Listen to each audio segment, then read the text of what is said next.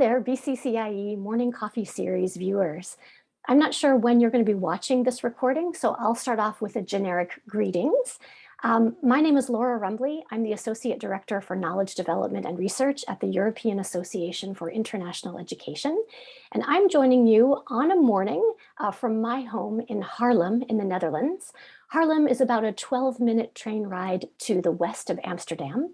The EAIE happens to be based in Amsterdam, although I haven't been in the office much over the last year and a half, of course, as many of you have also been homebound in this very unusual time that we're living in the COVID-19 era. At any rate, it is a huge delight for me to be with you today. I'm a big fan of this series, and I feel very honored to be able to be a part of it in some small way. I was invited to join you around a conversation that has to do with research and international education. But before I get to that, of course, we have to have the requisite check-in about the coffee part of this story. So I'm somebody who has 1 cup of coffee per day.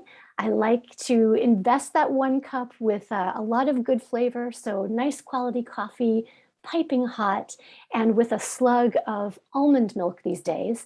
I'm told that things plant-based are better for me and better for the environment. So I'm trying to do my little part in that story for the planet.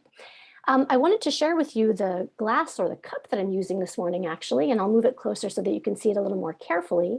You'll notice that it has the initials of the United States Navy on it. This is a cup that has a lot of personal and nostalgic value to me. My father was a naval aviator. This cup is a good 50 years old, if not more, if not older. Because of my father's work in the Navy, my family moved around quite a bit, not only across the United States, but also outside the country. So I spent a good 5 years of my childhood, very formative years, living in places beyond my national border, in Spain and the Philippines. And for anybody who knows me well, that experience is something I constantly point to as the beginning of my personal story with international education and a life with an international focus. So this cup is special to me because of that connection.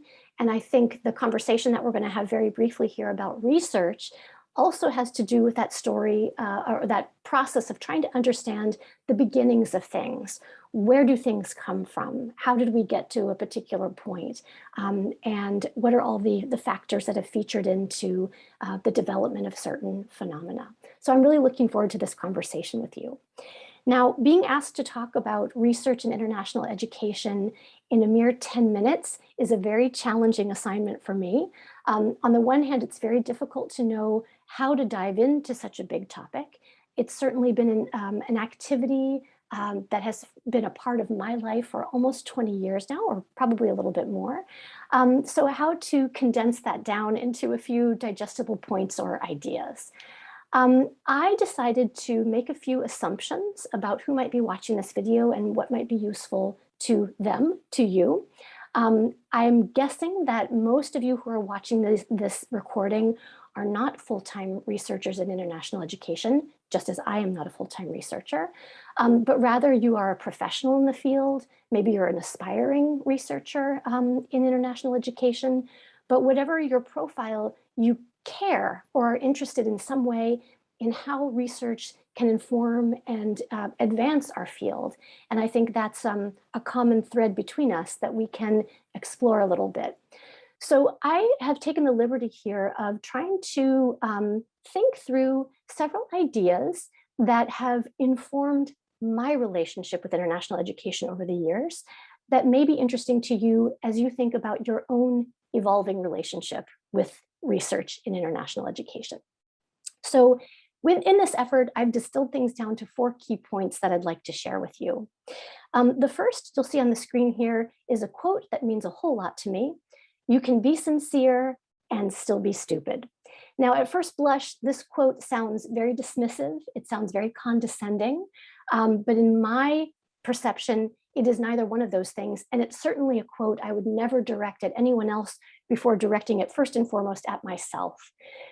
As a field in international education, I think we are true believers in the goodness and the value that international education brings to the individuals who are connected to it, and the institutions and the national systems of education that are somehow committed to it. That's all well and good, except for the fact that I think that that can present some, or give us some fairly major blinders in terms of being objective, in terms of being critical about what's really happening. Internationalization is a phenomenon like any other. It isn't inherently good or bad, I don't think. It's up to us, I think, through rigorous, critical research activity to pull things apart, to question things very, very honestly and rigorously, to be able to really understand what is it that international education is offering us, and how can we improve what we're doing in order for it to make a positive difference in the world, if that's really what we're after. So constantly checking ourselves on this question of sincerity is extremely important if that sincerity is going to get in the way of objectivity. A second key point I'd like to mention is this idea that many of us enter the research realm in international education through the case study. Case studies are really accessible ways for us to get into a research project, understand what's happening, for example, in the context of a program that we're running or an institution at which we work. Case studies offer wonderfully important insights into things that are happening around us, but I think we really need to be careful about the limitations that come with the case study. Case studies are very, very localized snapshots of a particular aspect of international education. And because of that, they can't really be used to generalize big findings across a wider landscape. That's not to say that they aren't vitally important, because they can be used as enormously helpful information about how we can improve the work that we're doing locally. And over time, I see them as a very powerful series of building blocks that can be used to make a wider story and a wider case for different aspects of international education that we need to be focusing on. But I think we need to be careful, especially as many of us are straddling the fields of practice and research, to be honest about how far a case study can take us, but to not underestimate their power to make a big difference in decision-making that we can take at a localized level. The third point I want to share with you is this notion of collective activity around research. Just as it's never a good idea to swim alone, I think the same is true for research. The findings, the approaches, the questions that we can ask, all of those are enriched if we consider having broader conversations beyond what's happening in the monologue in our own heads with colleagues and with others in the field. We see this at a very fundamental level, for example, when we do a literature review, making sure that the foundations of the questions that we're asking are resting on a knowledge base that may already exist. And if we're truly hitting on something that's highly original, exploring what's already been done in our field can give us a very strong indication of that originality.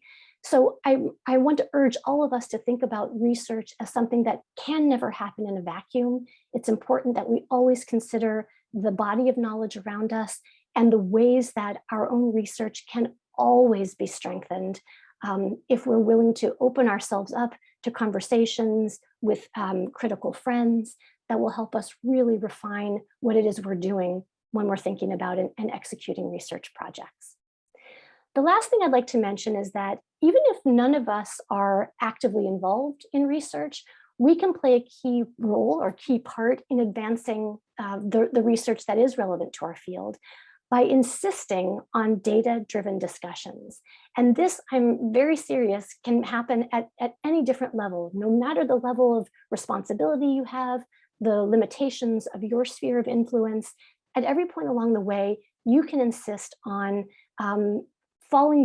turning to research as an important baseline for decision-making, for policy-making, and for advancing the work that we do in a practical sense. These are 4 quick ideas that I hope provide some interesting food for thought as you think about research in international education. I'm always keen to continue the conversation, so please feel free to write to me. And thanks so much for taking the time to share a little coffee with me in this wonderful series.